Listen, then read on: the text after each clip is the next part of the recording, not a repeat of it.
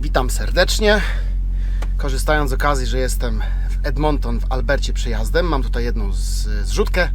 Spotkamy się z Iwoną, która akurat dzisiaj tutaj jest.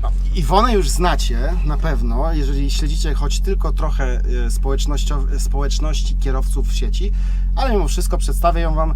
To jest kierowca z 7-letnim stażem. Cześć Iwona na pokładzie mojego samochodu. Tym razem nie jako kierowca, tylko jako gość po prostu. Czyli tak, jeździsz już 7 lat i od roku spełniasz Twoje marzenie. No. Znaczy to już jest który? 6, 7 miesiąc w Kanadzie? Październik, listopad, grudzień, styczeń, luty, marzec, kwiecień, maj. 8 miesiąc. Jezu, Czyli już dziecko urodziła. czyli zostały Ci 4 miesiące pracy w Kanadzie No. i trochę straciłaś czasu na zrobienie prawa jazdy, tak 2-3 miesiące. I pracowałaś w Prince'ie, no później zrobiłaś 2 kółki w Prince'ie. Powiedz mi, Prince Ci się podobał, ale dlaczego postanowiłaś innych wyzwań w Kanadzie i dlaczego postanowiłaś udać się na zachód? Czy najpierw o Prince'ie tak trochę, dlaczego odeszłaś?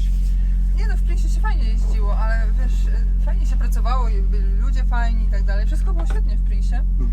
Tylko wiesz, jak się pojawiła perspektywa Ice Road, Rozumiem. ma... Znaczy Ty chciałaś takie po coś się prostu zdarza wyzwanie, w bo no tak szczerze mówiąc, z tego co czytałem na Twoim blogu, to taka praca Cię nudziła, że to już jest nic nowego dla Ciebie. No właśnie, kurczę, ja się sama nie spodziewałam, że to tak będzie, że jak zacznę jeździć, i wiesz, ja przyjechałam tutaj z myślą tego, że będę jeździć po Stanach i tak dalej, Będę dokładnie robić tą samą robotę co Ty. No i tak jak jeździłam po Europie, tak mi się wszystko podobało, ale widzisz, ja sama się nie spodziewałam tego, że po 3 latach na gabarytach ja już nie będę w stanie jeździć. I to jest właśnie to. Takim zwykłym Gabaryty Cię zmieniły w ten sposób, że praca taka normalna, znaczy normalna, no, to nie jest normalna praca, bo to jest dużo wyzwań, No, dokładnie. umówmy się, ale taka praca standardowa, czyli wziąć ładunek z punktu A do punktu B i cieszenie się widokami, to już było dla Ciebie za mało. No właśnie. I sama jestem zła na siebie za to, wiesz, bo chciałam sobie, no po prostu pojeździć, pozwiedzać tą Amerykę, no ale widzisz, przyszło co do czego to...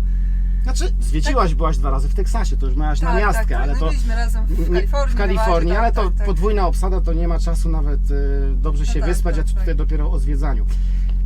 No dobrze, no to teraz tak, przyjechałaś sobie, wyszła oferta pracy na Ice Roads, no to mówisz, dobra, super, to jest dla mnie, ale czy miałaś pewność, że Cię przyjmą, czy tak? No właśnie nie, bo przecież to Chris mi na początku tylko mi zaoferował pomoc w znalezieniu, wiesz, pracy w jakiejś firmie, która tam pracuje, która obsługuje, ma operację, która, wiesz, działa na Ice Road. Czyli to nie było tak, że jadę na 100% do Alberty, Ice Road to jest moja sprawa, czyli tak, siadasz w samochód, No. dałaś wypowiedzenie Prince'owi, Tak. wszyscy smutni byli w biurze, ale mówię, oni na pewno ją wrzucą w telewizję. Ja mówię, ona już w telewizji była, to nic nowego. Tak? Tak. Nie, no, teraz tego nie I nagrywamy. wsiadasz w samochód i przejechałaś całą Kanadę, żeby znaleźć się w Albercie, nie będąc pewna, czy będziesz miała pracę, czy nie. Tak. No to powiem Ci, że... Jechałam cały czas, nie wiedziałam, przyjechałam do Edmonton i dalej nie miałam pracy.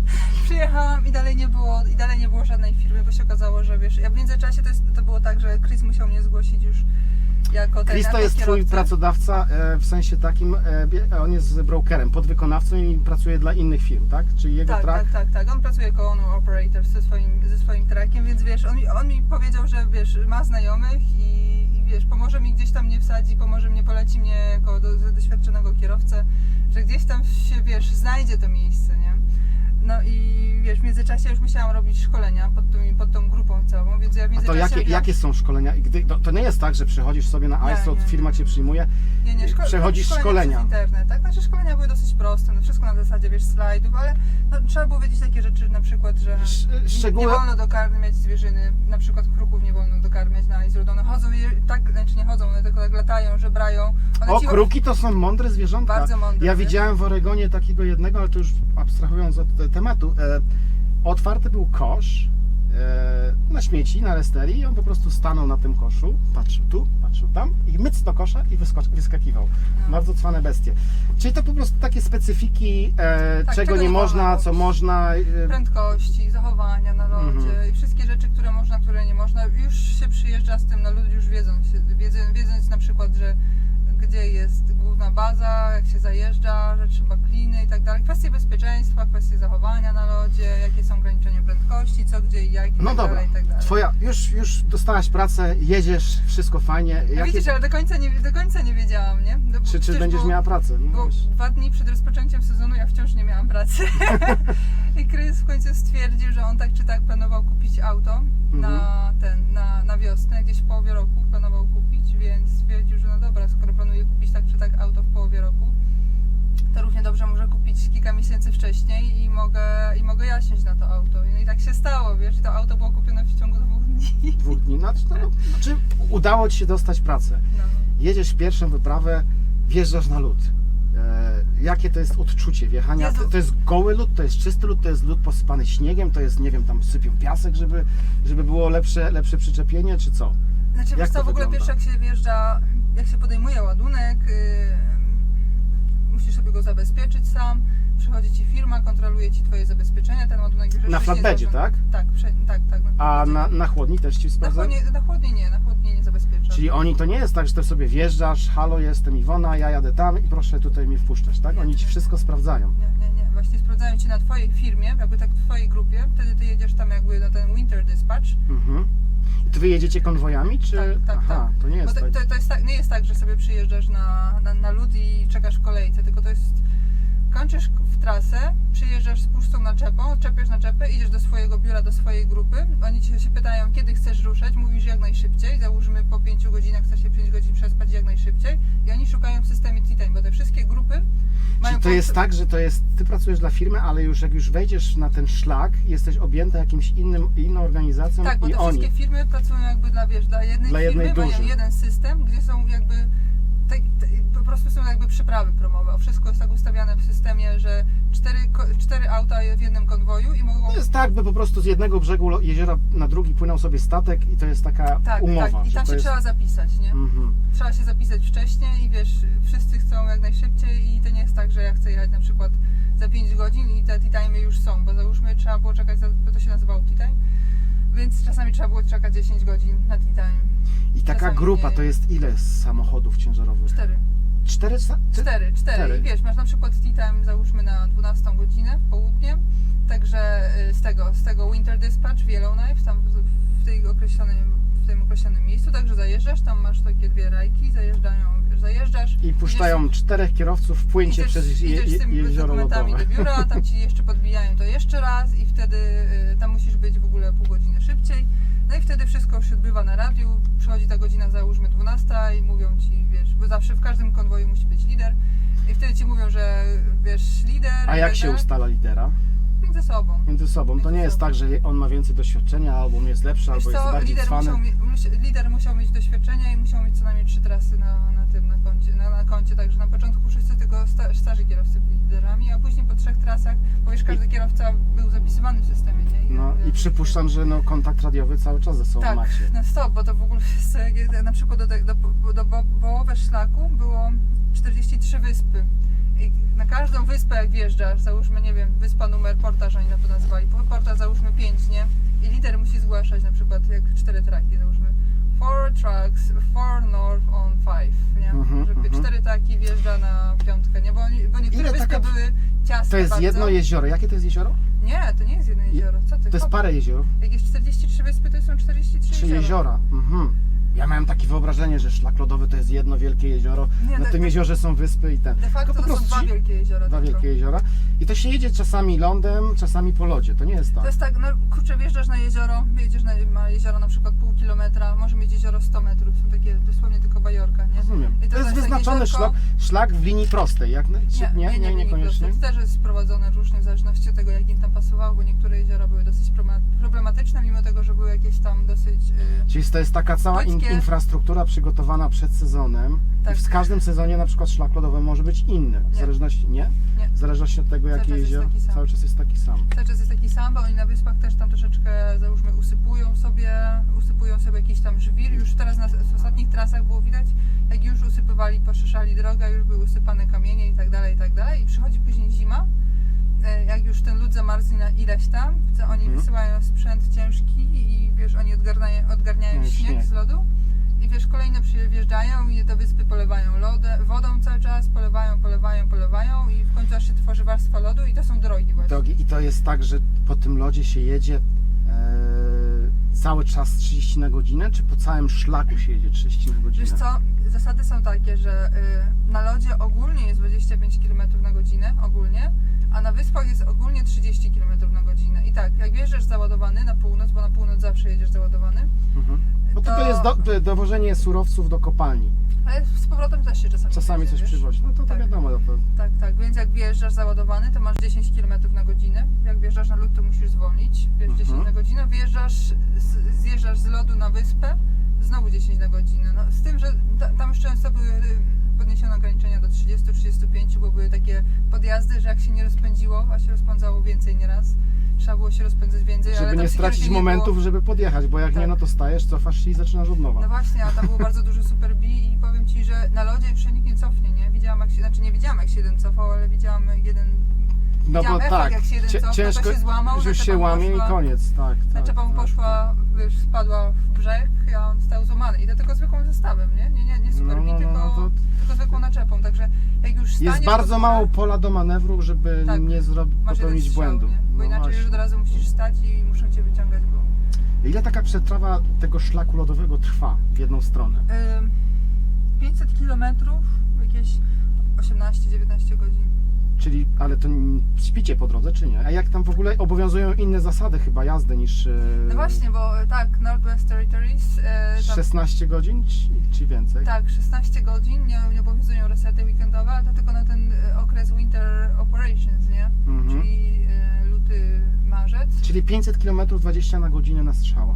No właśnie, wiesz, w miarę tego jak lód był coraz grubszy, na tych dużych jeziorach na przykład podnosili do 30 na godzinę, a pod koniec sezonu już było 35 na godzinę. Także w tą pierwszą stronę, tak, czyli na północ, No, nie?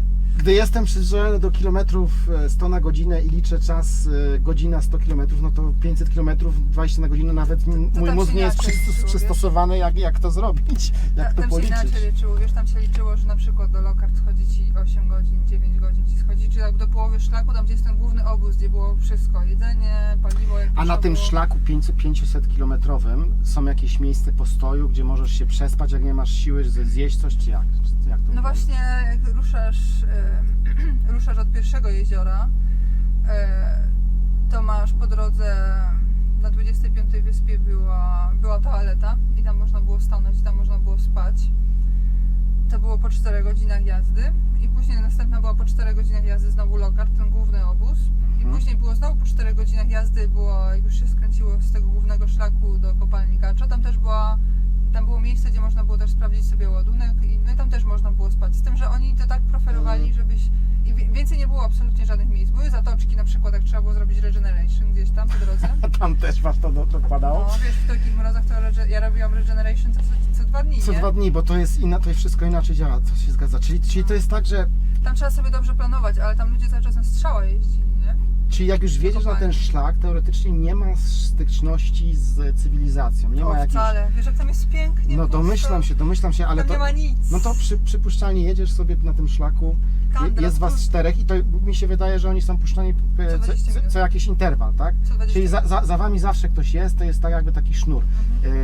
4 konwój i konwoje ze sobą jadące. Przypuszczalnie psuje ci się auto, co wtedy?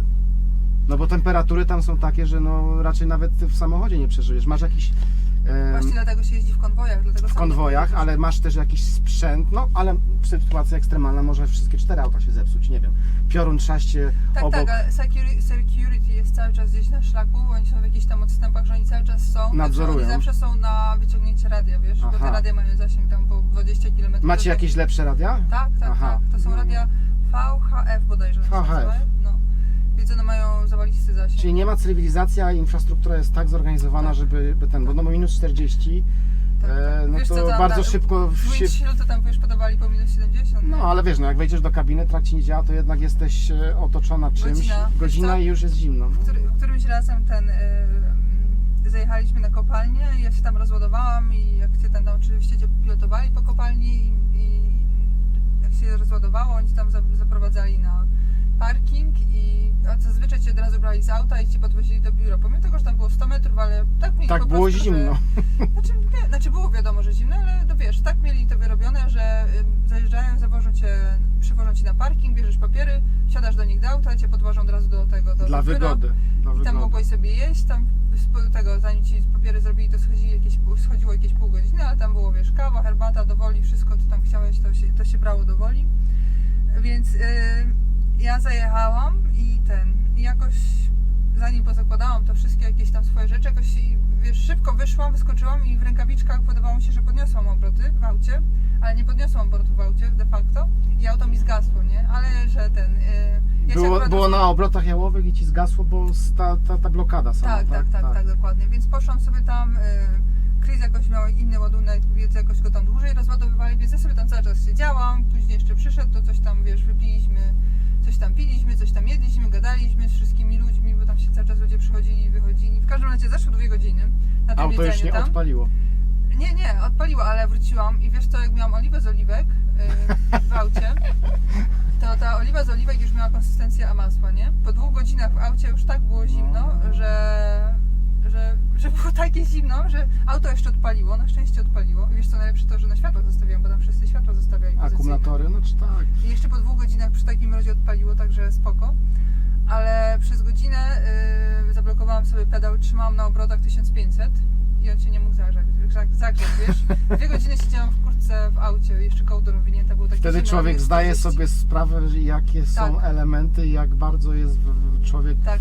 wrażliwy i w ogóle nie I wtedy sobie dopiero myślisz, kurde, jakby mi to auto rzeczywiście gdzieś tam zgasło. i by To nie jest była tak, że w sama aucie i w siedzisz. ogóle. No, Nie jest tak, że w aucie siedzisz, że jesteś chroniony, nie? no jesteś chroniona przed wiatrem, ale nie jesteś... ale popatrz się, weszłam i już nie byłam w stanie kurtki To się zdjąć szybko po 2 oziębia. godzinach. To się szybko oziębia. No. I to było między samochodami, to wyobraź sobie na jakimś pustym wypizdowiu. No. To teraz jakbyś to mogła porównać, wiadomo, że gabaryty śmigła to jest coś innego, ale czy dała Ci ta praca jakiś taki kop adrenaliny, że po prostu poczułaś się spełniona, przypuszczam, mam nadzieję, że się poczułaś spełniona? Jezu, to było takie piękne. To po pierwsze to było, tam jest przepięknie, nie? No tak, to jest Zorze północ polarne. Kanady, tak. Znaczy wiesz co, tam tak naprawdę nic nie było. Tam się wjeżdżało, wiesz, tajga, tundra, później wjeżdżało się, w pewnym momencie był księżyc po prostu. Były takie Ale jesteś wielkie skały odcięta od wystające. cywilizacji, komórki, internet nie ma. I jesteś tylko ty, W tym maszyna roku i... pierwszy rok podobno dopiero było Wi-Fi, nie?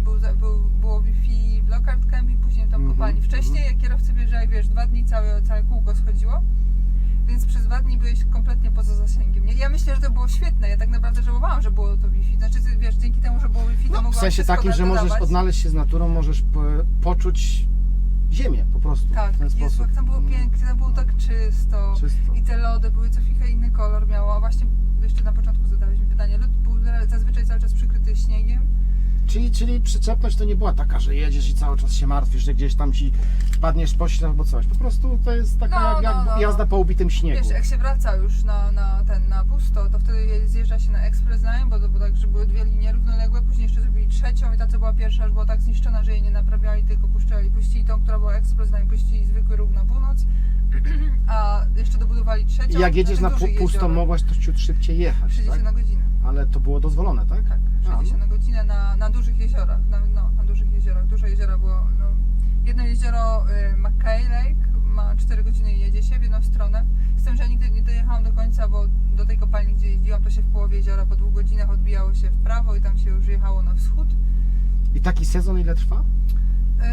No różnie, wiesz co, teraz trwał idealnie 2 miesiące, nie? To jest tak, że od 1 lutego do 31 marca. Czasami... I oni chcą jak najdłużej, no bo wtedy ich transport ładunków kosztuje jak najmniej, bo w latem i to muszą dowozić albo samolotami, to jest bardzo drogie. Super drogie na pewno. No dobrze.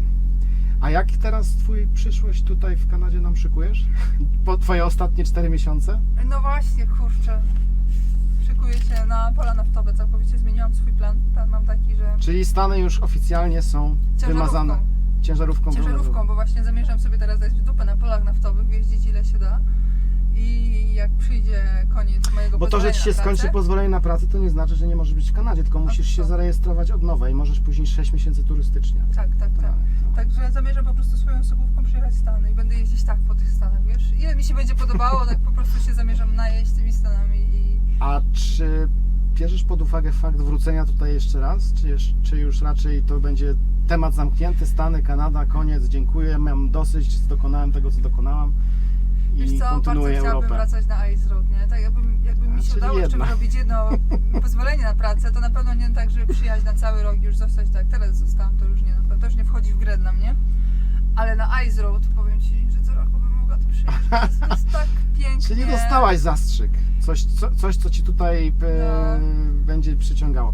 No Jezu, dobra, musisz tam pojechać, Rafał, Ty jesteś tutaj, musisz tam pojechać. ja to mam inne plany. Ale wiesz W co, sensie takim, że to nie jest tak. tak, że jak jedziesz na Ice Road, to musisz tam cały sezon Nie, ja wiem, ja już nie Jak załapiesz kontakt, to wiesz, możesz jechać na 2-3 trasy. Nie raz o tym myślałem, Jest ja okej, też nie? myślałem o Alasce, tylko że zawsze w moim życiu jest tak, że planuję, a później życie pisze inne scenariusze i Ale zawsze naprawdę coś, możesz zawsze jechać coś. tylko na 2-3 trasy możesz pojechać tylko. I to jest okej, tylko musiałbyś po prostu się dostać nie pod taką firmę jak Westcan czy Venture West, co oni tam mają większość, tylko właśnie do jakiegoś takiej mniejszej firmy z Edmonton, która ma kilka traków, wystawia tam, czy z Montrealu, bo właśnie była na przykład firma Stab z Montrealu i oni mieli chyba 16-17 Znaczy z tego co ja słyszałem, to Alan kiedyś tam próbował się dostać, to nie jest tak łatwo, bo Ale wiesz, oni by chcieli, bo inne stawki. ale oni preferują jednak ludzi tutaj, z bliższego rejonu, tak się, niekoniecznie? Nie. Dobrze, Iwona. Iwona była naszym gościem, waszym gościem w sumie na kanale moim. Taki to był typ wywiadu. Dzisiaj mamy który? No muszę to powiedzieć, bo to już taka tradycja. Dzisiaj jest 1 maja, święto maja, praca. świętujemy. Ona sobie odpoczywa, a ja pracuję. Dziękuję wam wszystkim za uwagę. Dziękuję. W komentarzach napiszcie, co sądzicie o wyczynach Iwony w Kanadzie i czy w ogóle ten wywiad wam się podobał. Oraz jeśli jeszcze nie zostawiliście subskrypcji na moim kanale, wiem, że większa część z was tego nie zrobiła, zachęcam was do subskrybowania. Dziękuję za uwagę.